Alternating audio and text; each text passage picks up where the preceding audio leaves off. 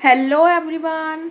तो आज हम पढ़ने वाले हैं हिस्ट्री का chapter number 11, Mahatma Gandhi and the nationalist movement, civil disobedience and beyond के बारे में। तो आज का हमारा टॉपिक है द लास्ट हीरोइक डेज।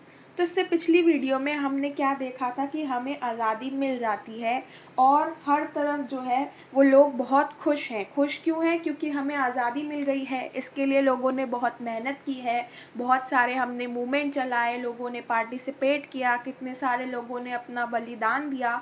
और इतनी मेहनत करने के बाद इतनी मुश्किल से जो है हमें आज़ादी मिली है। इसलिए इंडिया के डिफरेंट डिफरेंट पार्ट्स में लोग बहुत ज़्यादा खुश हैं कि अब तो हमें आज़ादी मिल गई, अब हम आज़ाद हो गए, अब हम खुद अपने ऊपर रूल करेंगे, अब हम किसी के गुलाम नहीं रह जाएंगे, अब ये ब्रिटिशर्स हमारे यहाँ से चले जाएंगे। तो हर तरफ जो है वो खुशी है। अब क्या है, अब जो ये खुशी है, जो लोग बड़े खुश हो रहे हैं, फिर हम देखते हैं कि 15 अगस्त का टाइम आ जाता है 1947 में। लोग और ज़्यादा खुश होते हैं कि आज तो फाइनली वो दिन आ ही गया जब हमें आज़ाद होना है। लेकिन उस फेस्टिविटीज़ में, उस खुशी में या उस सेलिब्रेशन में गांधी जी इन्वॉल्व नहीं थे। गांधी जी उस टाइम पे इन्वॉल्व किसी भी ऐसे फेस्टिविटीज़ में या किसी भी टाइप के सेलिब्रेशन में इन्वॉल्व नहीं थे उस टाइम पर 15 अगस्त को। बल्कि वो कहाँ थे? वो थे कैलकटा में। वो कैलकटा में थे और वहाँ पर भी उन्होंने कोई फंक्शन अटेंड नहीं किया या झंडा नहीं फहराया। बल्कि गांधी जी ने कैसे मनाया 15 अगस्त के डे को? उन्होंने फास्ट करके, अपना 24 घंटे का उपवास रख के उस दिन को मनाया। क्यों?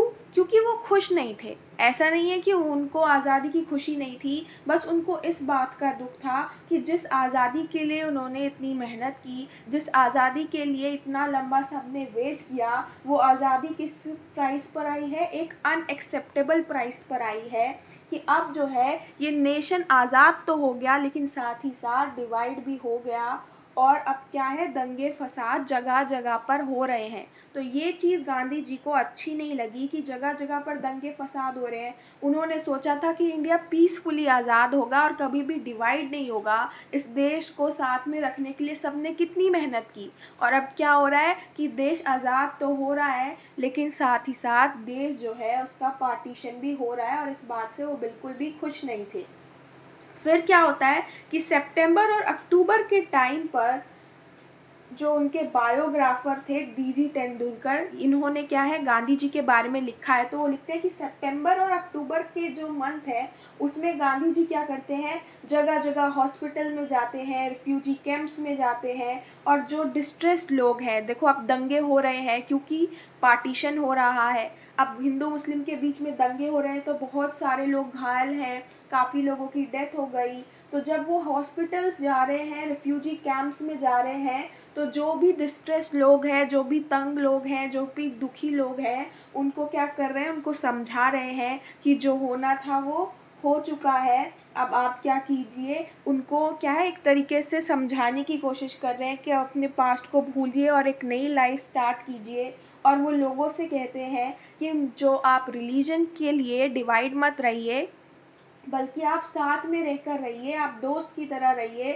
पीछे की चीज़ों को देखेंगे, हिंदू मुस्लिम सिख ऐसे अपने रिलीजन को देखेंगे तो लड़ाई क्या होगी, और बढ़ती चली जाएगी। इसीलिए जो है ये मत देखिए, इंडियन की तरह खुद को सोचिए और दोस्ती बनाकर रखिए, आपस में यूनाइट होकर रहिए। अब गांधी जी और नेहरू जी दोनों के ही इनिशिएटिव से क्या होता है, राइट्स ऑफ माइनॉरिटीज़ का बिल जो है या एक रेजोल्यूशन पास होता है। पास क्या होता है, देखो सबसे पहले आपने पढ़ा होगा पॉलिटिकल साइंस में, टू नेशन थ्योरी दी थी मुस्लिम लीग ने कि इंडिया में एक कम्युनिटी नहीं है बल्कि दो कम्युनिटी है, हिंदू और मुस्लिम, इसलिए मुस्लिम के लिए एक अलग नेशन होना चाहिए। कांग्रेस ने या लोगों ने इस बात को कभी माना नहीं, लेकिन फिर भी ज़बरदस्ती ये चीज़ हमसे मनवाई गई और हमें क्या करना पड़ा, पार्टीशन करना पड़ा। लेकिन फिर भी यहाँ पर कह रहे हैं नेहरू जी, या ये जो बिल है वो कहता है कि इंडिया जो है वो किसी एक कम्युनिटी के लिए नहीं है। इंडिया तो बहुत सारे कम्युनिटी की लैंड है, यहाँ पे बहुत सारे रिलीजन है और वो आगे भी रहेंगे। हमें इससे कोई फ़र्क नहीं पड़ता कि पाकिस्तान में क्या कंडीशन है, लेकिन भारत में किसी के साथ भेदभाव नहीं होगा। भारत में किसी को इन्फीरियर, किसी को सुपीरियर ऐसा नहीं होगा। भारत में किसी के साथ भी भेदभाव नहीं होगा, डिस्क्रिमिनेशन नहीं होगा। भारत एक ऐसी जगह है जहाँ पे सबको इक्वल माना जाएगा, सबके पास पूरे पूरे राइट होंगे और सब जो है वो अपने राइट्स को प्रैक्टिस कर सकते हैं। इसलिए भारत में जो सरकार होगी वो अपने माइनॉरिटी को भी प्रोटेक्ट करके रखेगी, उसके राइट्स को भी प्रोटेक्ट करके रखेगी। ये इस बिल में बोला गया था, ये जो राइट्स ऑफ माइनॉरिटीज़ में था। अब काफ़ी सारे स्कॉलर्स जो है वो लिखते हैं कि जब आज़ादी हमें मिल जाती है उसके बाद का जो टाइम होता है वो गांधी जी के फाइनेस्ट आवर होते हैं, वो एक तरीके से उनके सुनहरे पल होते हैं उस टाइम पर। अब क्या होता है कि जैसे ही बंगाल में गांधी जी को लगता है कि हाँ अब थोड़े दंगों से शांति होने लगी है, जो सिचुएशन है वो अब फिर से ठीक होने लगी है, तो वो बंगाल से कहाँ शिफ्ट हो जाते हैं, दिल्ली शिफ्ट हो जाते हैं और अब वो सोचते हैं पंजाब के एरिया में जाने के लिए। अब वो पंजाब वाले एरिया में जाएंगे। अब वो क्या है, उनकी मीटिंग्स होती थी और इस मीटिंग्स में कुछ लोग जो है वो मीटिंग्स को रोकने की कोशिश करते थे या डिस्टरबेंस क्रिएट करने की कोशिश करते थे। वो मीटिंग को अच्छे से चलने नहीं देते थे, वो कुछ चीज़ें ऑब्जेक्ट कर देते थे कि ये तो गलत है। जैसे कुछ लोग कहते थे कि इस मीटिंग में कुरान से क्यों पढ़ा जा रहा है। कुछ लोग कहते थे कि गांधी जी मुस्लिमों के लिए तो कह रहे हैं, लेकिन जो हिंदू या सिख सफ़र कर रहा है पाकिस्तान में उसके बारे में कुछ क्यों नहीं कहते। तो उन्हीं के जो बायोग्राफर थे डीजी तेंदुलकर, उन्होंने कहा था कि गांधी जी को हिंदू या सिख के सफरिंग भी दिख रहे हैं और उसको लेकर भी बहुत ज़्यादा दुख में है, लेकिन वो ये कह रहे हैं कि अगर वो इंडिया में ही मुस्लिमों की सेफ्टी इंश्योर नहीं कर सकते तो वो कैसे पाकिस्तान के हिंदू और सिख के पास में जाएंगे या वहाँ पर कैसे अपना चेहरा दिखलाएंगे। तो मतलब वो दोनों की ही सफरिंग को लेकर कंसर्न थे, ऐसा नहीं था कि सिर्फ एक की सफरिंग को लेकर कंसर्न थे, ऐसा डीजी तेंदुलकर लिखते हैं। अब क्या होता है, गांधी जी को मारने की एक बारी कोशिश होती है 20 जनवरी 1948 को, लेकिन फिर भी वो बच जाते हैं, उनको कुछ होता नहीं है। और उसके बाद में क्या होता है कि वो फिर से एकदम निडर होकर जो है अपनी स्पीच देते हैं, मीटिंग देते हैं। उसके बाद भी वो कोई ऐसे सुरक्षा नहीं लेते, बल्कि क्या होता है वो निडर होकर अपनी स्पीच वगैरह देते हैं। और क्या होता है 26 जनवरी 1948 का टाइम आता है। इसी 26 जनवरी को बहुत पहले जो था 1930 में क्या मनाया जा रहा था, इंडिपेंडेंस डे मनाया जा रहा था। और उसी टाइम को याद करते हुए अपनी प्रेयर मीटिंग में गांधी जी कहते हैं कि आपको याद होगा कि इस दिन को हमने क्या था, इंडिपेंडेंस डे के तौर पे मनाया था और आज देखो फ्रीडम तो आ चुकी है, लेकिन फिर भी क्या हो रहा है, कुछ महीने तो बड़े अजीब रहे हैं, बहुत गलत रहे हैं, क्योंकि पार्टीशन हो गया और पार्टीशन के बाद में क्या हो गए, दंगे हो गए। लेकिन फिर भी मुझे भरोसा है कि जो भी गलत होना था सो हो चुका है। जो वर्स्ट सिचुएशन थी वो अब ख़त्म हो गई है, अब चीज़ें फिर से ठीक हो रही है, सिचुएशन फिर से ठीक हो रहे हैं। और ये हमको मिलकर एक प्लेज लेना चाहिए आज कि हमारे यहाँ पे सबको इक्वालिटी मिलेगी, हम कभी किसी में डिस्क्रिमिनेशन नहीं करेंगे, हम सब यूनाइट होकर रहेंगे। कहने के लिए हम अलग हो गए हैं, जियोग्राफिकली भी हम क्या है, अलग हो चुके हैं, लेकिन फिर भी हम हमेशा साथ में मिलकर रहें और साथ में ही मिलकर रहें, हम दिल से जो है भाई भाई रहें। ऐसी गांधी जी कहते हैं कि हमको होना चाहिए। और अब गांधी जी ने बहुत लंबा बैटल लड़ा था इंडिया के आज़ाद होने में। वो 1915 में आए थे और तब से जो है वो इंडिया में नए नए मूवमेंट चला रहे थे, अलग अलग जगह पे मूवमेंट चला रहे थे, लोगों को इन्वॉल्व कर रहे थे इंडिया की आज़ादी के लिए। और अब जो है इंडिया आज़ाद तो हो गया, लेकिन साथ साथ डिवाइड भी हो गया। इस इंडिया को यूनाइट रखने की सब ने बहुत कोशिश की, लेकिन फिर भी क्या हुआ, पार्टीशन हो गया। अब क्या होता है कि 30 जनवरी 1948 को इवनिंग प्रेयर मीटिंग में, गांधी जी के यहाँ पे जो प्रेयर मीटिंग होती थी वो शाम में होती थी, उसमें एक आदमी होता है जिसका नाम होता है नाथूराम गॉडसे, पुणे से वो होता है। और वो गांधी जी को जो है वो मार देता है, उन पर गोलियां चला देता है और इस तरीके से गांधी जी की जो है वो डेथ हो जाती है। अब क्या होता है कि गांधी जी की डेथ के बाद में लोगों को बहुत बुरा लगता है। एक तरफ से हर तरफ एकदम से सन्नाटा छा जाता है, एक तरफ से लोग दुख में डूब जाते हैं। और सिर्फ इंडिया में ही नहीं, इंडिया के बाहर भी इंटरनेशनल लेवल पर सब जो है उनको ट्रिब्यूट देते हैं, सब उनको याद करते हैं और सब कहते हैं कि हाँ, गांधी जी तो बहुत कैसे आदमी थे, बहुत अच्छे आदमी थे। और उनकी डेथ हो गई है तो सब उनको ट्रिब्यूट दे रहे हैं। उनकी डेथ पर हर कोई कुछ ना कुछ कह रहा है, इंटरनेशनल लेवल पर भी, नेशनल लेवल पे भी। जॉर्ज ऑरवेल, अल्बर्ट आइंस्टाइन और बहुत सारे लोगों ने जो है उसको उनको श्रद्धांजलि भी दी थी। और उसके साथ में एक मैगज़ीन है, टाइम मैगज़ीन, जो कि पहले क्या कर रहा था, गांधी जी का मजाक उड़ा रहा था कि ये तो 2 दिन भी मूवमेंट नहीं चला पाएंगे। और बाद में उसका मन बदल गया था। आज वही टाइम मैगज़ीन फिर से गांधी जी के बारे में क्या कह रहा था कि जैसे लोग अब्राहम लिंकन की डेथ पर बहुत ज़्यादा दुख में थे, जैसे पूरी दुनिया अब्राहम लिंकन के डेथ पर दुख मना रही थी, आज वैसे ही गांधी जी के डेथ पर पूरी दुनिया दुख मना रही है। अब नेक्स्ट टॉपिक है हमारा नोइंग गांधी। अब हमारे पास बहुत सारे सोर्सेज हैं जिससे हम क्या कर सकते हैं, गांधी जी के बारे में पता लगा सकते हैं, उनकी हिस्ट्री के बारे में और नेशनलिस्ट मूवमेंट की हिस्ट्री के बारे में पता लगा सकते हैं, जिसमें सबसे पहले आता है public voice and private scripts. देखो, बहुत इंपॉर्टेंट सोर्स है राइटिंग या फिर महात्मा गांधी के जो स्पीचेस हैं, गांधी जी के या उनके जो साथी हैं, उनके एसोसिएट्स हैं, उनके स्पीचेस जो हैं, उनकी जो राइटिंग्स है, उससे हमें बहुत कुछ उनके या फिर मूवमेंट के बारे में जानने को मिलता है। ये जो राइटिंग्स होती है उसमें हमको ये डिफरेंस करना पड़ता है कि ये पब्लिक के लिए बनी है या फिर ये प्राइवेट है, ये पर्सनल है। जैसे कि राइटिंग्स जो होती है उसमें ये डिफरेंस हमें करना पड़ता है। जैसे हमें बताया हुआ है कि जो स्पीच है वो क्या है, एक पब्लिक वॉइस है। जब एक आदमी कहीं पे 10 लोगों के बीच में खड़े होकर स्पीच दे रहा है तो उससे क्या, उसकी पब्लिक वॉइस पता चल रही है। लेकिन जब वो किसी को लेटर लिख रहा है तो वो लेटर क्या है, वो पर्सनल लेटर होते हैं और वहाँ पर उसकी पर्सनल जो है वॉइस क्या है, वो क्या विचार रखता है, वो पता चलता है। कई बारी जो लोग हैं उनकी पब्लिक वॉइस और उनकी जो प्राइवेट वॉइस होती है, पर्सनल वॉइस होती है, बहुत अलग होती है।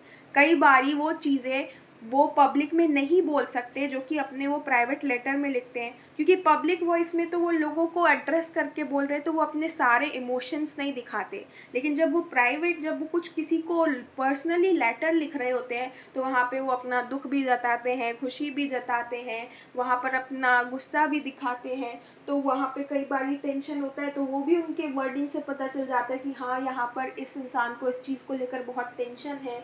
तो हमें ये देखना पड़ता है कि वो जो इंसान है उसके स्पीचेस या उसके प्राइवेट लेटर्स में जो थॉट लिखे हुए हैं, क्या वो एक ही चीज़ को लेकर मैच करते हैं या फिर उसमें बहुत डिफरेंस है।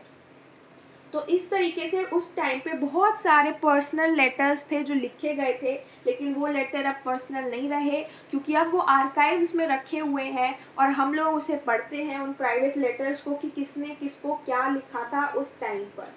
अब काफ़ी लोगों को ये पता रहता था कि हो सकता है फ्यूचर में हमारे लेटर पढ़े जाएं, तो इसीलिए वो क्या करते थे, इन चीज़ों से जब वो अवेयर होते थे तब वो अपने लेटर्स में अपनी पूरी बात को एक्सप्रेस नहीं करते थे। उनकी लैंग्वेज जो है वो बड़ी संभली हुई होती थी कि उनको पता है हो सकता है फ्यूचर में लोग हमारे इस लेटर को पढ़ें। तो ये इसका एक डीमेरिट था कि अगर लोगों को पता चल जाए कि उनके लेटर आगे पब्लिश हो सकते हैं तो फिर वो अपनी रियल फीलिंग्स उस लेटर में नहीं लिख सकते थे या लोग नहीं लिखना चाहते थे। अब क्या होता है, महात्मा गांधी ने भी बहुत सारे लेटर्स जो है वो पब्लिश किए हैं अपने जनरल हरिजन में। ऐसे ही पंडित जवाहरलाल नेहरू ने भी बहुत सारे लेटर को पब्लिश किया है, किस नाम से, a bunch of old letter के नाम से। तो ये जो लेटर है, ये जो स्पीचेस है, ये बहुत ही इम्पोर्टेंट सोर्स है जिससे हमें गांधी जी या नेशनलिस्ट मूवमेंट के बारे में पता चलता है। दूसरा इम्पोर्टेंट सोर्स है ऑटोबायोग्राफी। ऑटोबायोग्राफी क्या है, एक अकाउंट है पास्ट के बारे में, वो भी एक ह्यूमन के बारे में, कि किसी आदमी के पास्ट में क्या हुआ, उसके लाइफ में क्या हुआ, उसका ही एक अकाउंट है ऑटोबायोग्राफी। अभी जो ऑटोबायोग्राफी है, इसमें जब वो अपने पास्ट के बारे में लिखता है, तो हमें ये नहीं है कि उसने जो लिख दिया हम मान लेंगे, हमें उसे इंटरप्रेट करना है, ये देखना है उसने जो लिखा है वो सही है भी या नहीं।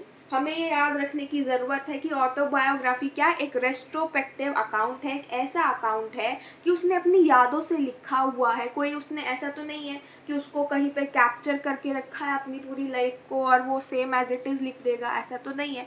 उसको याद है कि हाँ ऐसा ऐसा हुआ था मेरे लाइफ में, ऐसी चीज़ें हुई, ऐसी घटनाएं हुई, तो अपनी मेमोरी से, अपने जो है याददाश्त से वो लिखता है अपने लाइफ के बारे में। और जो ऑथर को याद आता है, जो उसको लगता है कि अच्छा ये इम्पोर्टेंट है, वो उसको लिख देता है। जो उसे लगता है कि नहीं नहीं ये इतना इम्पोर्टेंट नहीं है, वो उन चीज़ों को नहीं लिखता है। अब क्या होता है कि ऑटोबायोग्राफी में आपको एक ही का पर्सपेक्टिव पता चलेगा। अब जो ऑथर है, अगर मैं अपने बारे में लिख रही हूँ तो मैं अपने बारे में अच्छा ही लिखूंगी, या जो मुझे ठीक लगेगा, मेरा पर्सपेक्टिव होगा, वही लिखूंगी। पर हो सकता है मेरे किए हुए कुछ काम जो मुझे ठीक लग रहे हो, किसी और की नज़र में वो गलत हो, लेकिन मुझे उसका पर्सपेक्टिव नहीं पता चल रहा। मुझे कौन सा पर्सपेक्टिव पता चल रहा है, मुझे सिर्फ मेरा ही पता चलेगा, क्योंकि मैं लिख रही हूँ। तो अगर आप भी उसको पढ़ोगे तो आपको भी क्या लगेगा, आपको सिर्फ मेरा पॉइंट ऑफ व्यू पता चलेगा, किसी और का नहीं चलेगा। तो इसमें एक ही का पर्सपेक्टिव पता चलता है।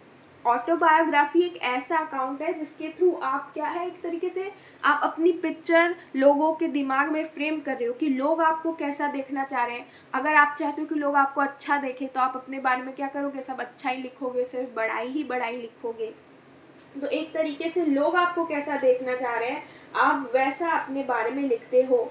और ये जो अकाउंट है, इसमें ऑथर कुछ बातें बताता है और कुछ बातें नहीं बताता है। तो हमारे लिए जब हम ऑटोबायोग्राफी पढ़ रहे हैं, तो हमारे लिए एज अ स्टूडेंट या फिर एज अ हिस्टोरियन बहुत इंपॉर्टेंट हो जाता है कि हम जब उस चीज़ को पढ़ें तो इंटरप्रेट करें कि ऑथर इसमें क्या चीज़ कह रहा है और कौन सी ऐसी चीज़ है जो वो नहीं कहना चाहता, और क्यों नहीं कहना चाहता। क्या वो सच में भूल गया कि वो चीज़ क्या थी, या वो जानबूझ के कोई चीज़ नहीं बता रहा ताकि उसकी इमेज जो है वो लोगों के मन में खराब ना हो जाए। और थर्ड इम्पॉर्टेंट पॉइंट है थ्रू पुलिस आइज।